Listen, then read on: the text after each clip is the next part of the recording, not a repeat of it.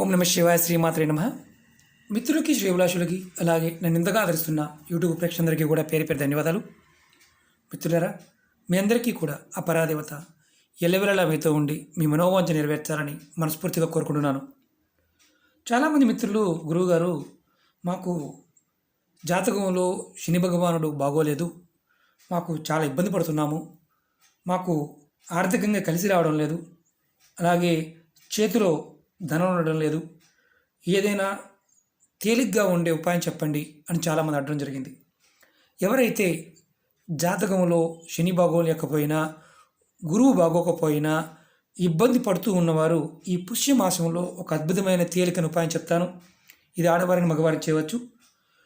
మనం ఈ పుష్యమాసం చాలా విశిష్టమైంది. ఎందుకంటే చంద్రుడు పుష్యమి నక్షత్రంలో ఉండగా వచ్చే మాసం పుష్యమాసం.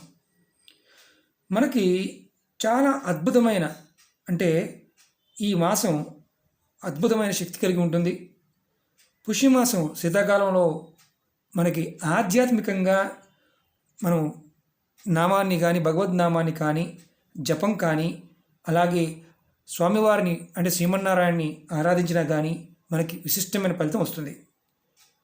చాలామంది తెలియదు ఏంటంటే, మన జీవితంలో కొన్ని పనులు, అంటే ఏది చేసినా కాకపోవడం, తర్వాత ఇబ్బందులు రావడం, ఆర్థికంగా స్థిరంగా లేకపోవడం, మనం చేస్తున్న పనుల్లో విపరీతమైన ఆటంకాలు రావడం, దాని నుంచి బయటపడడానికి మనం రకరకాల ప్రయత్నాలు చేస్తూ ఉన్నప్పటికీ కూడా కలిసి రాదు. ఎందుకు కలిసి రాదు అనేది మనం చాలా వరకు అనుకుంటూ ఉంటాం. అరే, దేవుడు మనకి ఏమీ చేయట్లేదే అనుకుంటూ ఉంటాం. వాస్తవానికి ఏంటంటే, జాతకంలో శని భగవానుడు కానీ, గురువు కానీ నీచంలో ఉన్నా, అలాగే అలాంటి సందర్భాల్లో ఒక్కొక్కసారి మనం ఏ పని చేసినా అదృష్టం కలిసి రాకపోగా చాలా ఇబ్బందులు ఎదుర్కొంటూ ఉంటాం. ఇప్పుడు ఈ మాసంలో మనం కొన్ని చిన్న చిన్న పనులు చేయటం వల్ల ఖచ్చితంగా మనం మన జాతకాన్ని మనం మార్చుకోవచ్చు. ఎందుకంటే మనకి ఈ పుష్యమాసంలో ఈ సంక్రాంతి దగ్గర నుంచి పితృదేవతలను కనుక పూజించినట్లయితే మనకి పితృదేవతల వల్ల వచ్చే దోషాలు తొలగిపోతాయి. ఈ పుణ్యమాసంలో మనం చక్కగా దేవాలయానికి వెళ్ళటం, అలాగే మన దేవతారాధన చేయటం, నామస్మరణ అంటే దేవతలని అష్టోత్తర శతనామాలు దేవాలయాలు చేయటం, ఇలా చేయటం వల్ల ఖచ్చితంగా ఈ మాసంలో మనం ఏదైతే సమస్యలు ఎదుర్కొంటున్నామో వాటి నుంచి బయటపడడానికి మార్గాలు తెలుస్తాయి. ఈ మాసంలో ఒక గొప్ప విషయం ఏంటంటే, మంత్రాలు చదివేవారు ఎవరైనా మంత్రం నేర్చుకోవడానికి, అలాగే మంత్రోచ్చరణ చేయడానికి ఈ మాసం చాలా అద్భుతంగా ఉపయోగపడుతుంది. ఈ మాసంలో మంత్రం చదవటం వల్ల మనకి అద్భుతమైన త్వరగా ఫలితం రావడానికి అవకాశం ఉంటుంది. అలాగే రైతులకి పంట చేతికి వచ్చే కాలం ఇది. మనం ఎవరైతే రైతులు పంట చేతికి వచ్చిన తర్వాత అమ్మవారిని ధాన్యలక్ష్మిగాను, అలాగే ధనలక్ష్మి రూపంగా లక్ష్మీదేవిని కొలవాలి.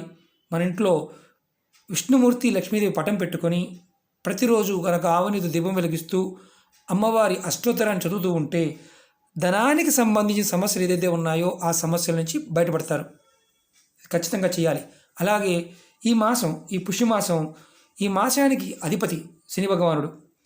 ఎవరైతే నక్షత్రాధిపతి గురువు అయి ఉండి వారు ఈ మాసంలో గనక గురువుని, శని భగవాన్ని గనక పూజించినట్లయితే వారికి విశేషమైన ఫలితం వస్తుంది.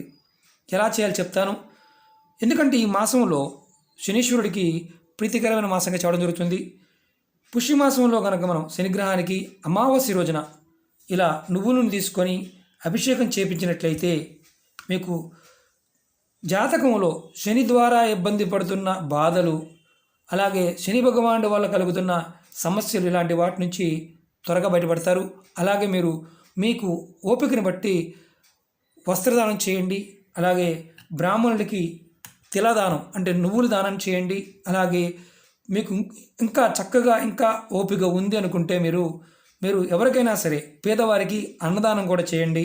ఇలా చేస్తే శని యొక్క దోషాలు తొలగిపోతాయి, మీకు శుభ ఫలితాలు కలుగుతాయి. ఇది శనివారం నాడు చేయవచ్చు. అలాగే మీరు శనీశ్వరుడికి బాగా ఇష్టమైన నువ్వులు, అలాగే బెల్లం, ఈ నువ్వులు బెల్లాన్ని మనం ఈ పండుగలో చేసుకుంటూ ఉంటాం.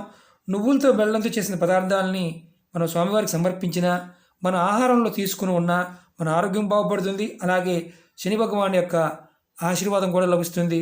శని ప్రభావం నుంచి కూడా బయటపడవచ్చు. అలాగే కొంతమంది మనకి ఈ మాసంలో ఈ పుష్యమూల మాసంలో పౌర్ణమి రోజున కనుక మనకు అన్ని పాపాలు తొలగించుకోవాలనుకుంటే నది స్నానం చేయండి. ఈ ఒక్క చిన్న పని చేసినా మనం అంతకుముందు చేసిన పాపాలు కూడా తొలగిపోతాయి. అలాగే ఈ పౌర్ణమి రోజున మనం దానాలు చేసిన అద్భుతమైన ఫలితం కలుగుతుంది. ఒక పేద బ్రాహ్మణుడికి మీ పెద్దల పేరు మీద కొంచెం ఆహారాన్ని ఒక పూట భోజనానికి దానం చేయండి. ఖచ్చితంగా మీకు అద్భుతమైన ఫలితం కలుగుతుంది. ఈ మాసంలో మీరు లక్ష్మీ అమ్మవారిని, నారాయణ్ణి, అమ్మవారు లక్ష్మీనారాయణ ఉన్న పటాన్ని పెట్టుకొని రోజు నిత్య దీపారాధన చేయండి. ఈ మాసం మొత్తం కూడా అద్భుతంగా ఉంటుంది. అలాగే శనివారం తైలాభిషేకం చేయించండి. శనితో ఇబ్బంది పడుతున్నవారు అలాగే బెల్లాన్ని అలాగే వీటిని మనం నైవేద్యంగా పెట్టవచ్చు. అలాగే మనం దాన ధర్మాలు బాగుంటాయి. మీరు ఒక్క పూట దానం కంపల్సరీగా ఒక్క పూట భోజనానికి కూడా మీరు ఇవ్వచ్చు. మీరు అలా ఇవ్వలేని వారు మేము ఒక్క పూట కూడా చేయలేమండి, కష్టాల్లో ఉన్నామనే వారు కొద్దిగా బియ్యాన్ని బ్రాహ్మణులకి దానంగా ఇవ్వండి. ఇలా చేస్తే ఖచ్చితంగా మీకు మార్పు వస్తుంది. నువ్వుల నూనెతో అభిషేకము, అలాగే లక్ష్మీనారాయణ ముందు, అమ్మవారి పటం ముందు చక్కగా దీపారాధన, అలాగే అమ్మవారిని ధనలక్ష్మిగాను ధాన్యలక్ష్మిగాను ఆరాధన ఇవి చేసిన అద్భుతంగా ఉంటుంది. పౌర్ణమి రోజున నదీ స్నానం చేసి ఈ చిన్న చిన్న ఉపాయాలు చేయండి. ఖచ్చితంగా మీకు అద్భుతంగా ఉంటుంది. ఈ నెలసరి ఉంటే మాత్రం చేయమాకండి, మిగతా వారు ఎవరైనా చేయవచ్చు. ఎవరైతే శని మార్గదశ నడుస్తుంది, అంతర్దశ విదేశ సూక్ష్మ దశల్లో బాధపడుతున్నారో వారందరూ కూడా ఈ చిన్న ప్రయత్నాన్ని ఒక శనివారం నాడు చేయండి. ఖచ్చితంగా మార్పు వస్తుంది.